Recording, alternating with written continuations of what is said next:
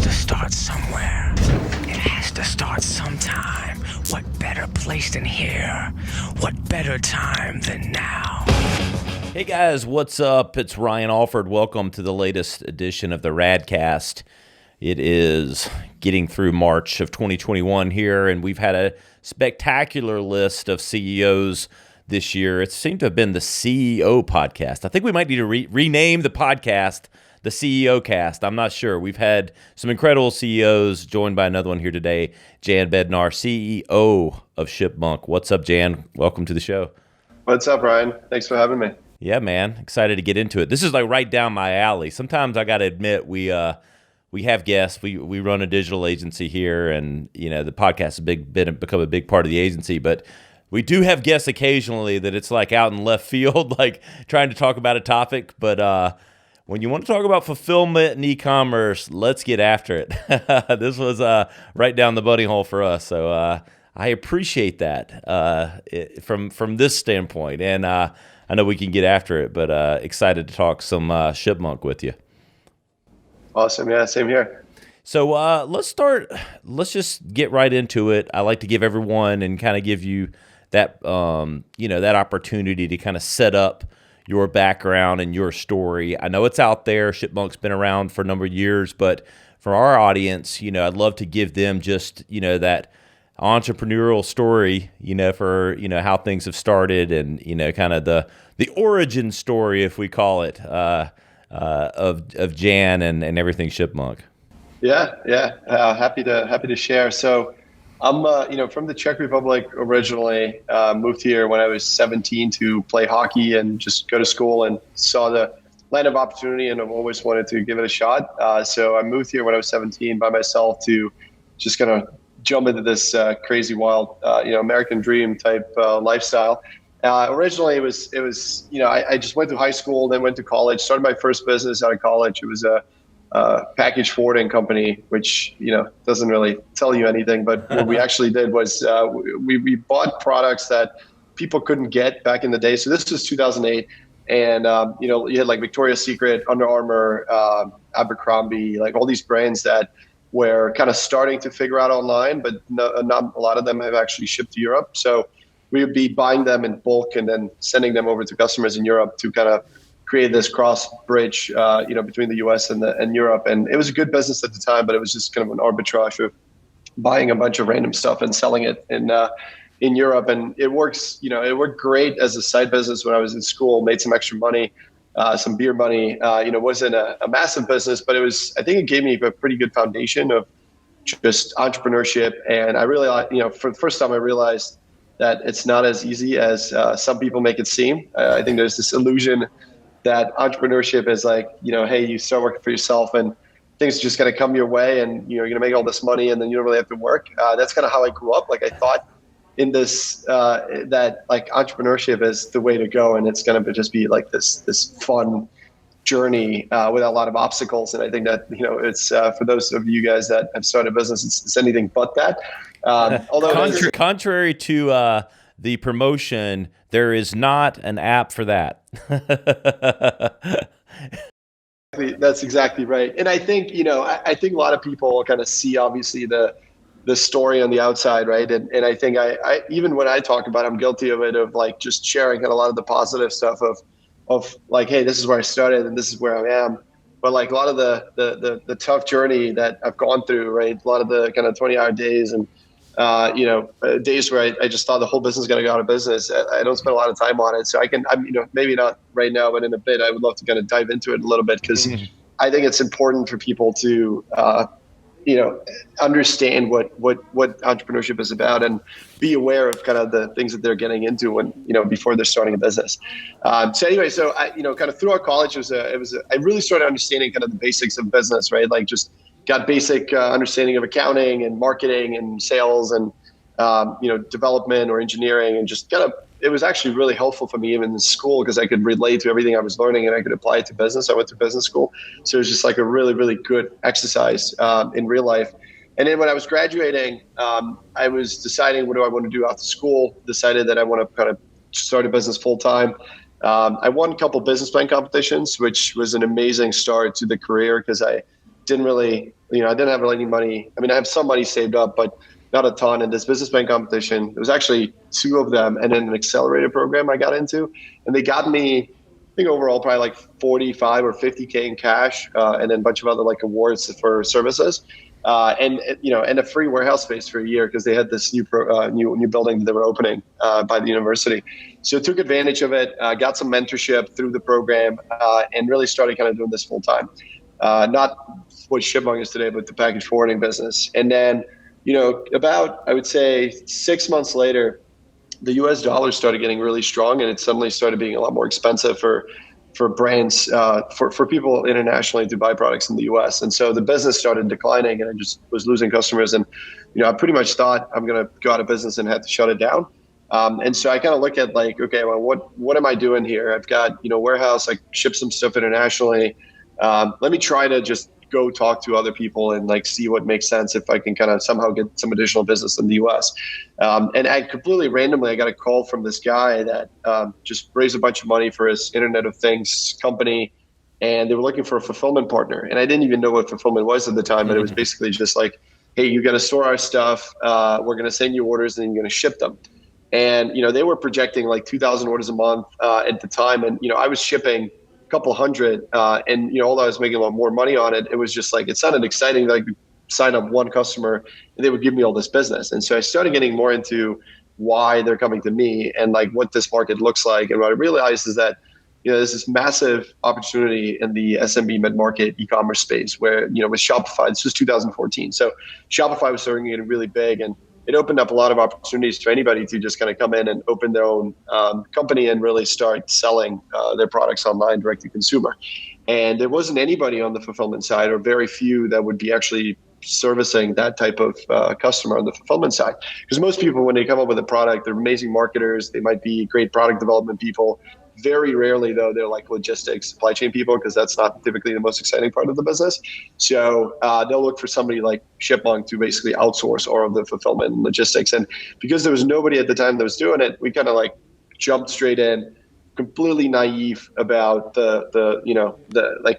we just thought it was going to be so easy, right? Like you take a product, you put it in a box, and you ship it, and that's it. Well, it sounds very easy from the outside. Once you kind of dig into it and start dealing with multiple customers, and it becomes really, really painful. One kind of thing that not a lot of people have figured out in the past. So brought in a co-founder who was a kind of an engineer to really build out the first tech platform that we wanted to give to our customers to be able to manage their inventory and their orders, and also kind of create the warehouse management system to really operate the building, because we weren't just like one customer, right? We had tens of customers that we needed to service in the building.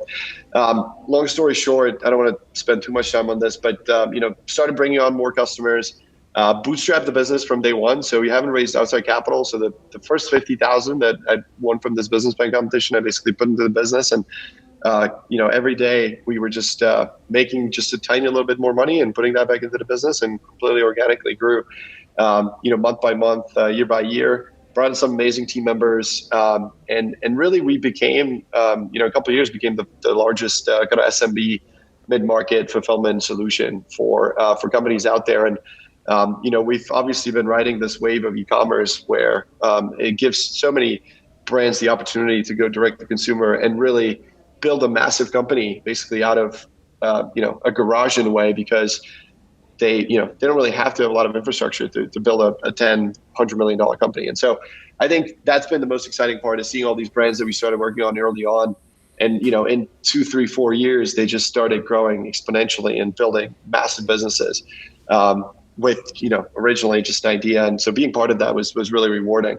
And so, long story short, we've last year we partnered up with Summit to brought in basically $355 million of kind of growth equity capital to really just continue to dominate the fulfillment world and do some acquisitions, enhance the technology, do some more of geographical expansions, and just ultimately bring the best fulfillment solution to this fast-growing Shopify world.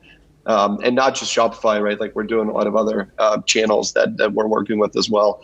But that's the vision, is to really kind of democratize That word is a tough one. Democratize fulfillment for small businesses to enable them to compete with larger brands that might have a lot more infrastructure. I love it. I'm gonna recap for our listeners exactly what ShipMonk does. So, I am a small to medium business. I've decided to get into e-commerce, or I'm in e-commerce, and I've made a wonderful product, and I want to sell starting small, 50, 100, 200, how many ever that is, I can sell in my first few months. But like you say on your website, which is 100% true, working with e-commerce brands, the hardest part of e-commerce is getting the product to the customer. So you guys will accept, let's pretend I'm a mug maker. I send you custom mugs, whatever. I send you 500 custom mugs-ish, whatever. You put them on the shelf.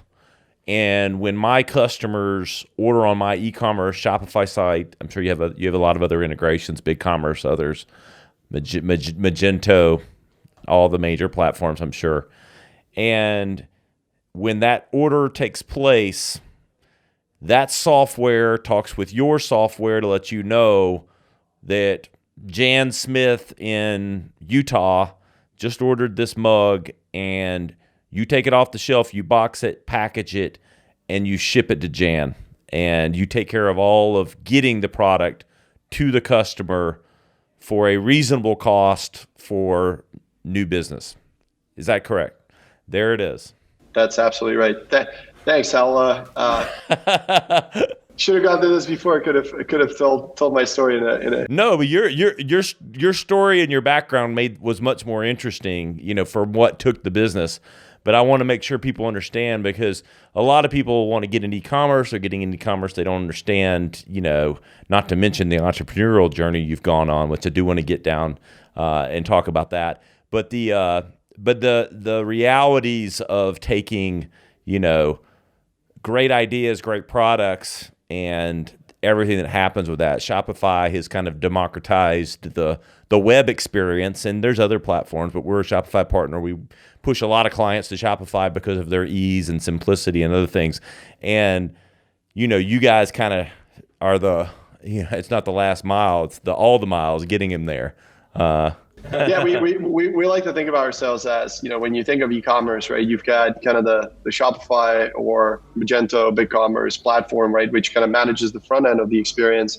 And then ShipMonk is everything on the back end of the experience. So, the platform we've built is not just a solution that takes the orders and then processes them, and then, we physically ship the products, but it also does a lot of like inventory management, order management, reverse logistics, planning and management, a lot of reporting. So, for a small business that doesn't necessarily have like a supply chain or an operations team in place, we try to kind of be the operations supply chain team through our technology to really give our customers the ability to forecast inventory and really kind of remove the barrier of we want to add transparency into the entire process. So we want to make sure when you ship us your inventory, right, like you just put your life savings into a product. When you ship us your inventory, we want to make sure that we're allowing you to track it throughout the process. Exactly what's going on with it, what the status the orders are in, and we want to be kind of as transparent as possible to kind of give you that view into the warehouse without actually owning the warehouse, and and at the same time give you the absolute scalability to be able to go from 0 sales when you start to like, let's say 1,000 sales a day, right, within a month. And we've done that before for customers, and that's, again, I think that would be very hard to do, right, if you're shipping out of your garage. And so having that infrastructure of not just one facility but kind of facilities around the world is what ultimately brings up it levels up the playing field compared to the big guys. And it's stuff that budding entrepreneurs or creators don't think about. And, we work with, new startups or whatever, and they have an amazing idea, an amazing product, or we work in cosmetics and organic beauty and things like that. And the products are amazing. But what they don't think about is, they know they've got to ship it, they've got to get it out, but they don't realize that nothing can kill their amazing product faster than it taking 17 days for it to get to the customer. Like it's just, we live in an Amazon world. And, even though people recognize, especially now with COVID, that slowed things down a bit, I think people have maybe gotten this much more patient with shipping and fulfillment.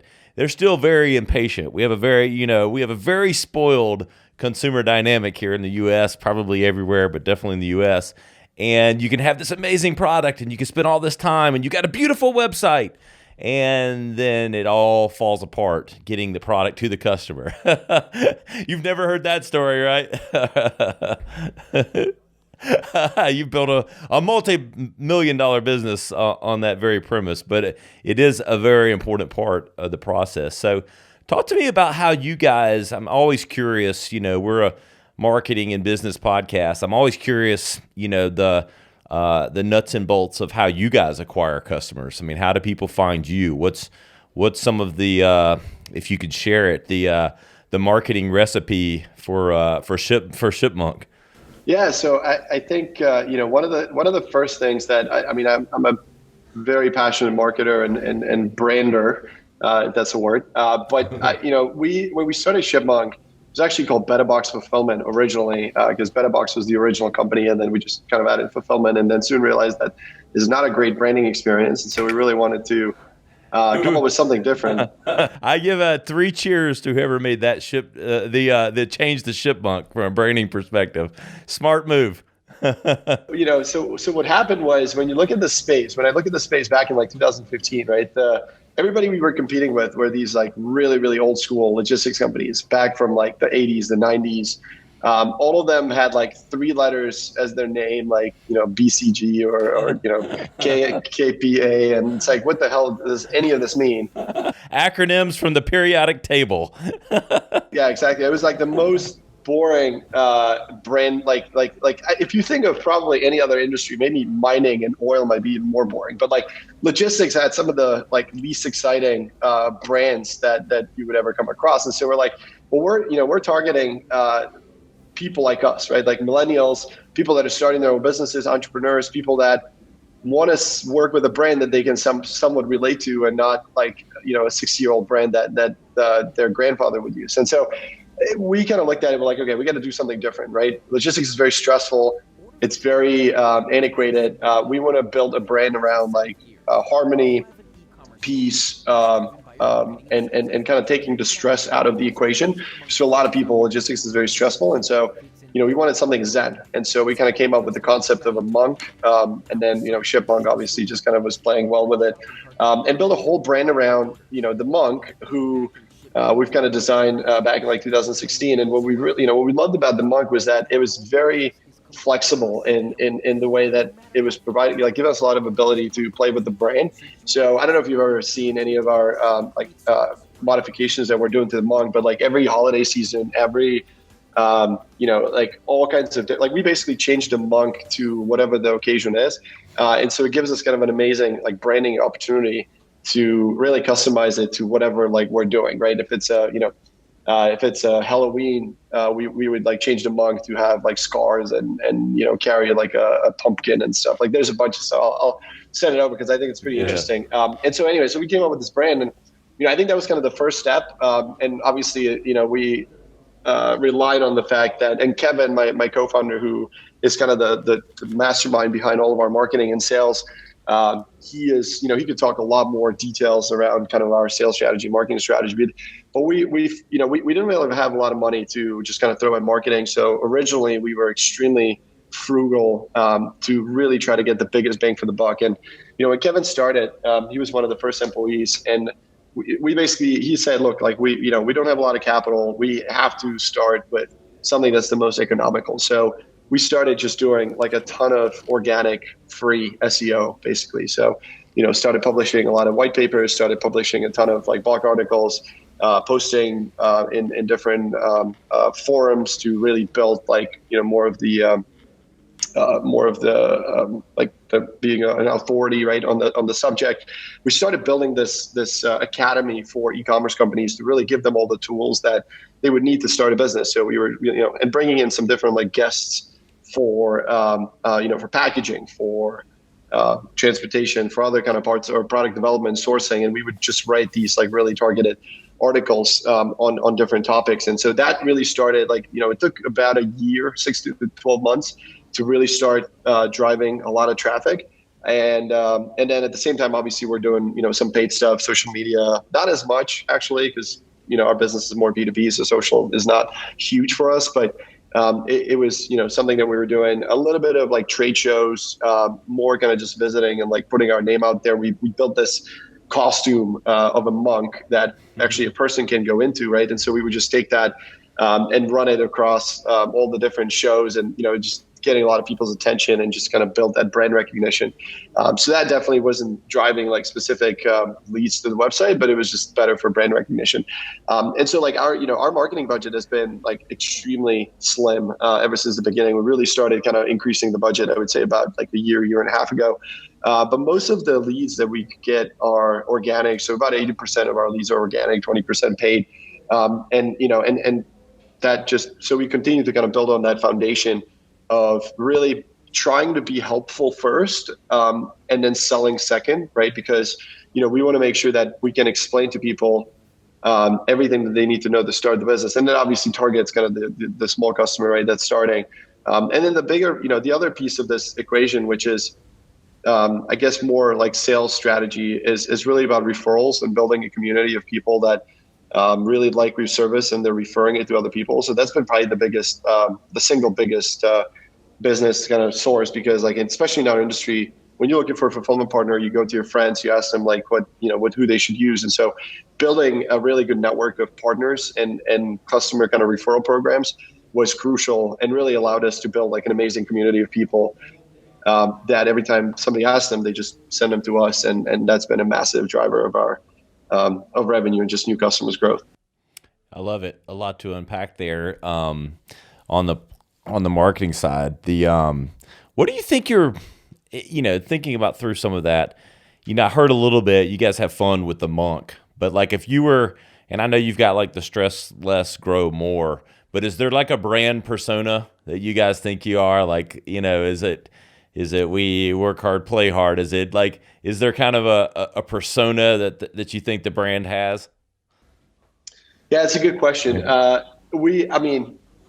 Definitely work hard, play hard is more of my personal motto. I don't think we don't really bring that to work, but that's the one thing that I live by personally. I think the brand itself, like our motto has been stress less, grow more. So that's kind of the key, really decision. Like we're really trying to take the stress out of fulfillment and allow customers to really focus on growth. So we're trying to be, and it's interesting because our base is very, you work with a lot of people, and so there's a lot that can go wrong in logistics, like there inevitably is. And so trying to create an amazing brand experience, right, in an environment where inherently a lot of things are going to go wrong is very challenging. And so building that type of mindset of like, hey, well, things are going to go wrong inevitably. A lot of the times outside of our control, sometimes in our control, but we're always going to be there to fix it and make sure that we're your partner in growth. So I don't know if there's like a saying that I would summarize that in, but again, kind of goes back to like stress less, grow more, which means that we want to take that stress on and allow you to really focus on your business to enable it to grow. Yes, well, you make the complex easier. It might be how I would. Yeah, right. Because there is a lot there. What if you're pretend I'm a business owner or someone that's getting in the e-commerce game, or a brand that's getting into it. You guys work with so many. You've seen kind of the ups and the downs. Is there like, I know there's always a million things, and you can't be in their shoes for everything. But is there like, if I'm someone listening to the podcast and I'm thinking about getting into e-commerce, is there like a couple notions or tips or anything like, hey, just be aware of this, or just consider, is there anything like that just comes naturally top of mind? Yeah, I try to look at some of the best customers that the best performing customers that we've been lucky enough to work with. And I think at the end of the day, it does come down to, I would say, core 2 or 3 things. Number one is the product. If you have a shitty product, it's never going to sell, no matter how good of a marketer you are. So I would say that's kind of the first thing, right? And it doesn't necessarily have to be innovative. I think a lot of people get hung up on, I need to build something that nobody's ever done before, like completely new category. And I think, not that, copying is a whole another subject that I think I would strongly discourage from doing that. But I think like taking, you don't have to reinvent the world to have a successful brand. Like I think, when you look at apparel, like it's very difficult to innovate in apparel, yet there's new successful apparel companies that are launching every single day. And so what I think is really important is building that amazing product and understanding your audience of who you're really going after. And then the second piece of this is the marketing part, right? So some of the best products that we've worked with that did not have that marketing component to it completely failed, kind of, belly flopped and just didn't really ever take off. And, we actually had products that I would question their quality or their potential for success, but they were run by amazing marketers that would take the products and just market the hell out of them and made a lot of money, right? And so I think when you get both right, they become ultimately kind of that, like, I don't want to call it recipe for success because that's such a cliche, but it is something that I think is the most important kind of elements or formula for starting an e-commerce company, right? And then I think it's really building and surrounding yourself by people that can, really help you kind of scale the brand. So I think given, like some people are just naturally really good marketers, they don't know anything about product design. So you should bring in amazing product designers to help you kind of cover your blind spots, right? If you're not very good at marketing, that doesn't mean you can't launch an e-commerce brand. Like one of my best friends, who's also a really good customer of ours, he started a company called Brewmate, right? Like he knew nothing about marketing. He was maybe doing marketing for the first, couple of months. He was an amazing product developer, but he just brought in the best marketers that he could find and help them through that journey. So I think self-awareness and identifying your blind spots and really understand where you personally, because in the beginning, it's going to be mostly you, identifying where you can bring in people to fill in those gaps is absolutely crucial to ultimately a success of the company. I'm going to have to make a note to my producer, Riley, to send you an extra couple grand for calling out the importance of marketing. As a digital agency, like I'm sitting here going, this is like music to my ears. I thought I was like at a Michael Jackson concert hearing his greatest hits, like while you were talking right there. You can send me a Venmo request. You don't want to self-promote on your own podcast, but when you're playing up the importance of marketing, and we tend to agree here at Radical with that notion. But no, in all seriousness, but it is funny. My creative director and I were talking this morning. You can put lipstick on a pig sometimes, but it is hard. Nothing kills great marketing faster than a shitty product sometimes. Like you got to if you get both of them right, then you probably have a 98% chance of success. So anyway, I love all that. I do want to transition back, here in the latter part here of the interview to your, the entrepreneurial journey for you. And I like to ask, entrepreneurs this. I asked Michael Loeb, who started Priceline and some other gigantic companies. And, if there's an entrepreneurial gene, if there's like a characteristic, I know I'm not going to ask you to put that on everyone or exactly what it is, but is there something in you that's innate, or is there a characteristic that stands out to you being an entrepreneur?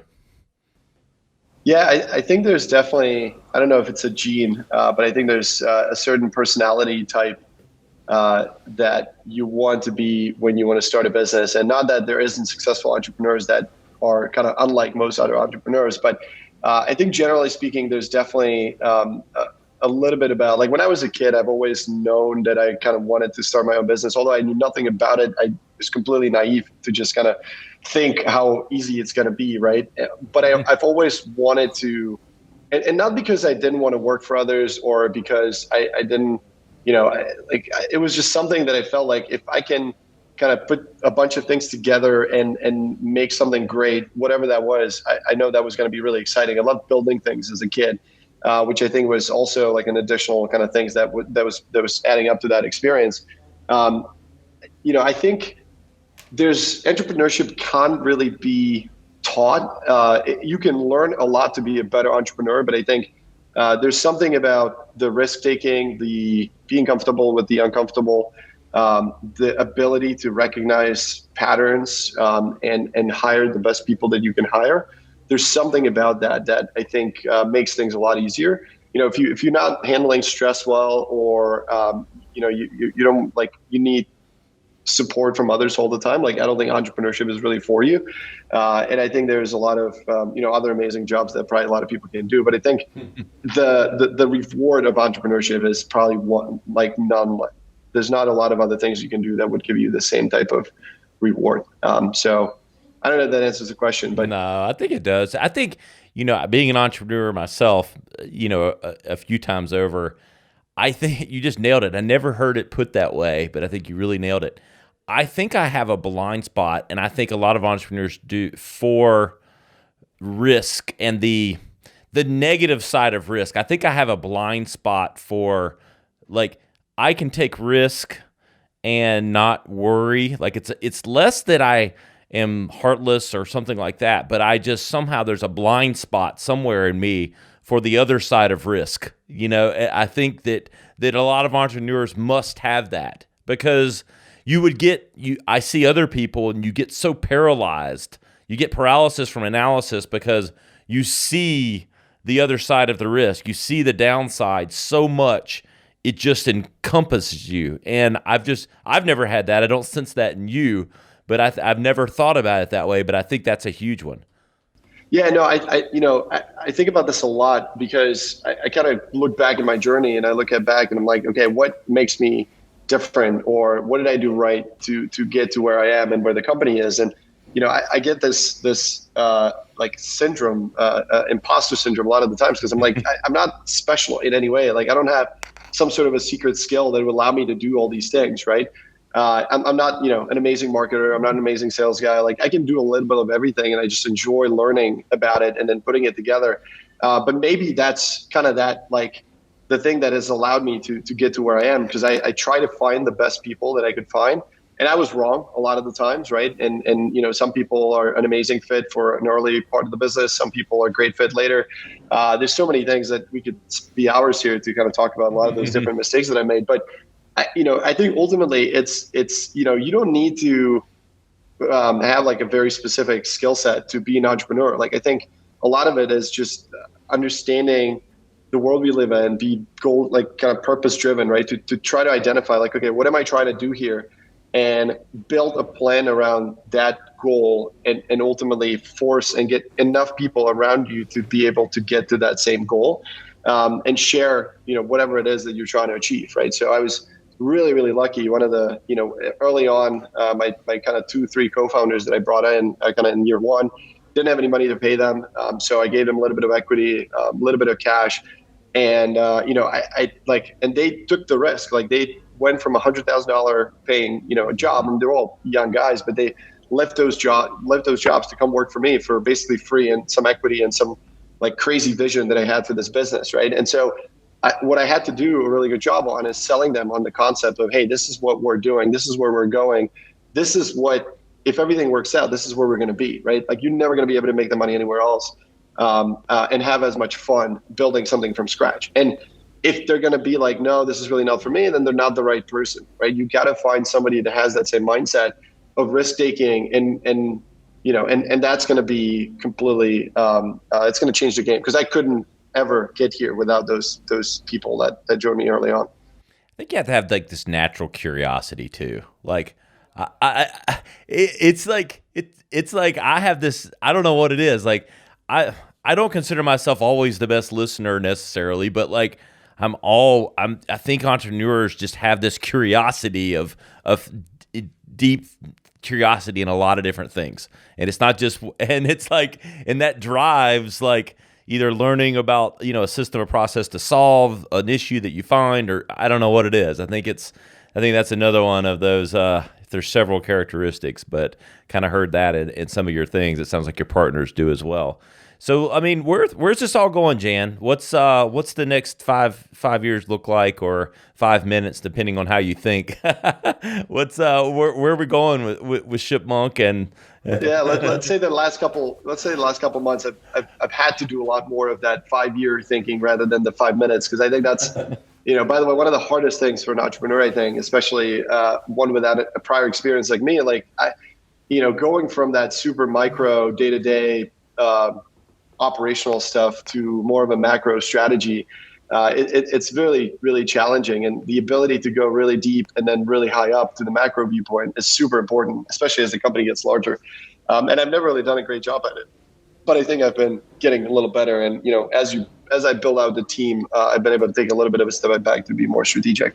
But to answer your question, the number one focus right now is to really bring in some of the top talent that we can from around the world. So I can't yet share who it is, but we're about to bring on a COO who comes from a really, really impressive background. So that's, really, really excited about that hire, as well as chief product officer and a couple other kind of key roles that we're trying to fill in.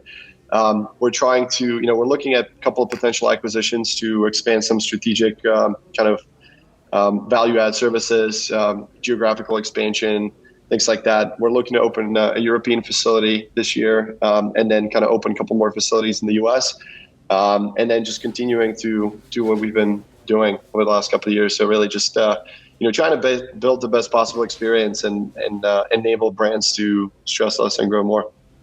Hey, man, you're really doing it. They say by 2040, 95% of e-commerce will be all sales. So all sales, 95% will be e-commerce. So I think you're well-positioned, brother, and already changing the game, and I see big things ahead for ShipMonk, and look forward to continuing our dialogue and learning more about you and stuff like that. You've done a lot, but I can see big things coming for you guys. Let's do one thing before we leave, Jan. Where can everybody keep up with you and everything ShipMonk? Where are the good channels? Yeah, so I'm on Instagram, Jan_Ent_ShipMonk. We also have a ShipMonk Instagram page at ShipMonk or the ShipMonk, and on LinkedIn, just Jan Bednar, and our website www.shipmonk.com.